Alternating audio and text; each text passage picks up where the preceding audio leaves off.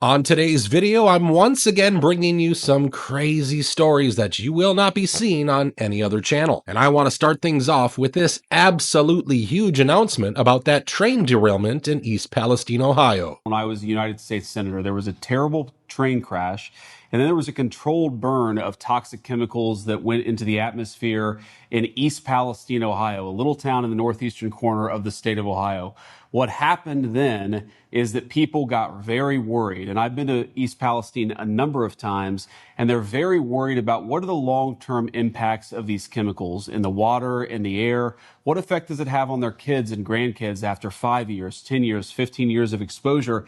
And the crazy thing is, number one, we didn't have a good answer to that question. Now we have a new president and a great new Secretary of Health and Human Services, and he's got an incredible announcement. At the urging of Vice President, the National Institute of Health, under my direction, has launched a 5-year, $10 million research initiative to address health outcomes stemming from this calamity. I'm sure most people know about that disaster.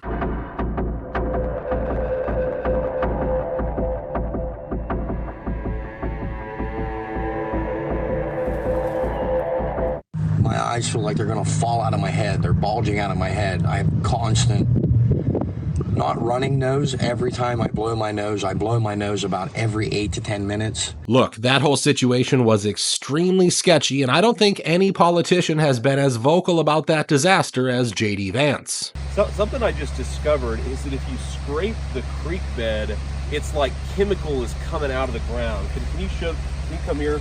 And let me just show this to people. I don't know if you're going to see this in the camera, but watch this. Just see that chemical pop out of the creek. This is disgusting.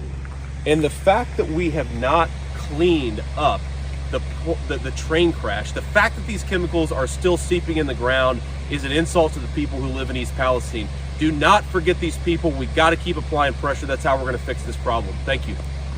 But no matter how much he tried to raise the issue of these toxic chemicals and their long-term effects, the Biden White House kept saying there was no need to panic. In fact, at the time, they even sent the EPA administrator, Michael Regan, to East Palestine, and he drank tap water to assure people they were not going to get sick. Right.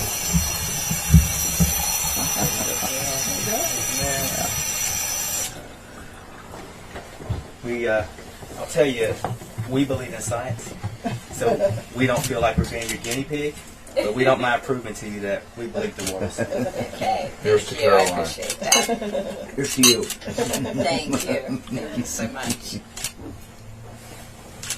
Well, apparently it was just a stunt because according to newly released emails, they knew the people living in that area could get cancer in the future. You see, in 2023, President Biden appointed James McPherson to oversee recovery efforts and write an unmet needs report, which could outline what kind of help the locals needed in the aftermath of that derailment. Now here's the shocking part. In a very straightforward way, James wrote, "This is a critical event for East Palestine. The occurrence of a cancer cluster in East Palestine is not zero. As you all are aware, the first 48 hours of the fire created a really toxic plume." He was basically telling the federal government in 2024 that the locals needed medical care and monitoring to make sure a lot of people don't just end up getting some rare cancer 10 or 20 years down the line. Do you want to know what the Biden White House did with this assessment? They never released it. In fact, the nonpartisan Government Accountability Project obtained these emails through the Freedom of Information Act. So these sickos completely hid the truth, and even though these emails show that $65 million were needed to cover healthcare costs, Norfolk Southern only paid $25 million.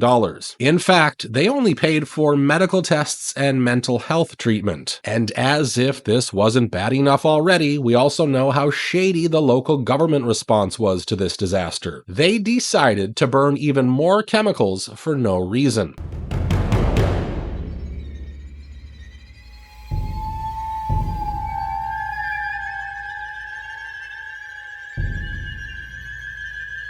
Of course, we later found out that there was no need to burn all that vinyl chloride. New at 4, the National Transportation Safety Board says the burning of chemicals after the train derailment in East Palestine was unnecessary. In fact, the fire chief who made that decision testified that Governor Mike DeWine and consultants from Norfolk Southern pretty much pushed him to make that decision. Fire chief described being pulled into a meeting where Norfolk Southern and its contractor said, look, if we're going to do this, we have to do this today. We have to do it before it gets dark. Time limit was given to us, we were told, based upon the conditions at hand and dealing with the weather and the convergence.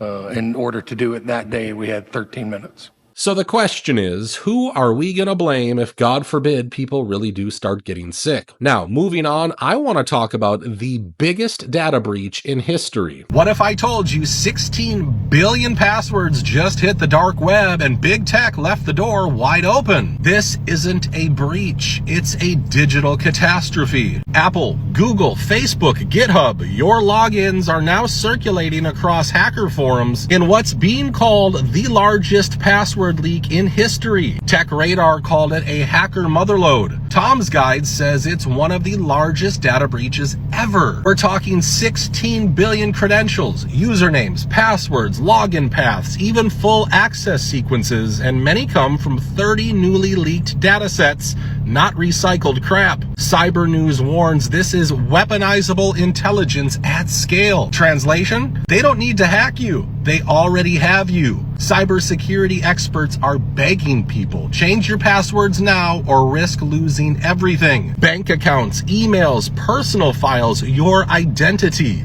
If this doesn't wake you up, nothing will. I can't help but wonder if there's a reason why these passwords were leaked right when the world seems to be on the verge of catastrophe. Are they trying to create chaos, or is it yet another tactic to divert our attention away from something bigger? One thing is certain, a lot of very important stories are getting buried under all these big and scary headlines. For instance, have you heard about what's going on in Minnesota? I'm sure everyone saw Tim Walz crying at Melissa Hortman's funeral.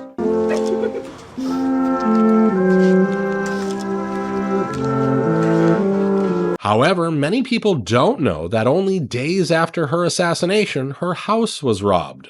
We learned from Brooklyn Park Police that overnight, someone broke into the home of Melissa Hortman and her husband, Mark. Look, even a crackhead would know that nothing valuable will be left inside a house where such a crime had been committed. And sure enough, the police and the family had removed everything. So why would someone remove plywood boards to enter that place? Were they trying to steal something that was hidden even from the police? I'm asking because this case is already pretty weird. First, the police showed up outside the house before the gunman. Before he entered the home, 2 Brooklyn Park police officers arrived at the scene.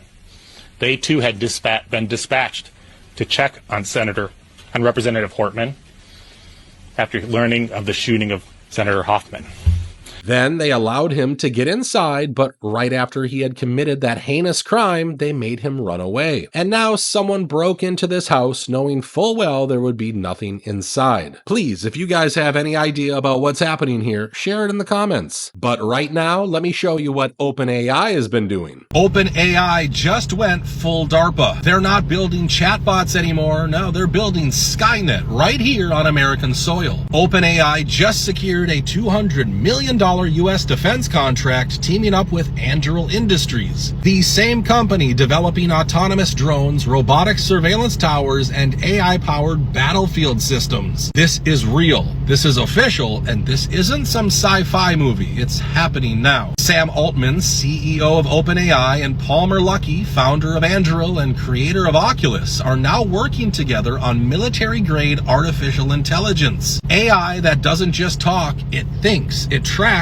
and in some cases, it may even pull the trigger. The same company that gave you ChatGPT is now building the brains for war machines. And that $200 million contract? It's just the beginning. This is Skynet 1.0, AI fused with surveillance, weapons, and real-time decision-making. The U.S. military wants autonomy on the battlefield. No lag, no hesitation, no human second-guessing. Just AI moving faster than thought. Anduril already has contracts for autonomous drones patrolling U.S. borders. Now imagine that supercharged with OpenAI's neural networks. You think this is about national security, but what happens when the line between defense and domestic control disappears? What happens when these systems come home? This isn't chatbot tech anymore. It's the infrastructure for global surveillance and automated warfare. Folks, the fact that they are letting OpenAI take over Pentagon projects is extremely scary because we already know what kind of crazy ideas this company and its founders have about AI.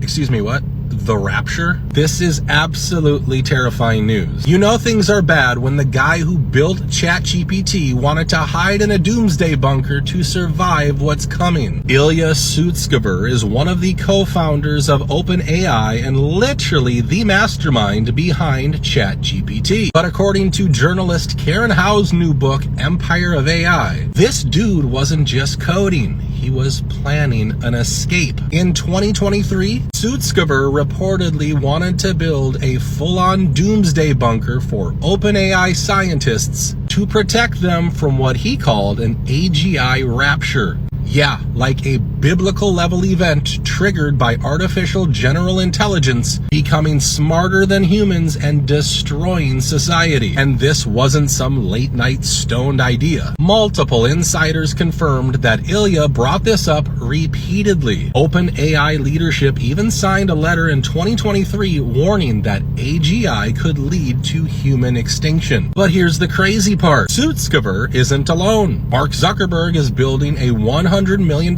compound in Hawaii with its own bunker. These tech elites are racing to build the future while quietly preparing for the collapse they know it might cause. So ask yourself, if the guys building AGI are scared enough to bunker up, what do they know that we don't?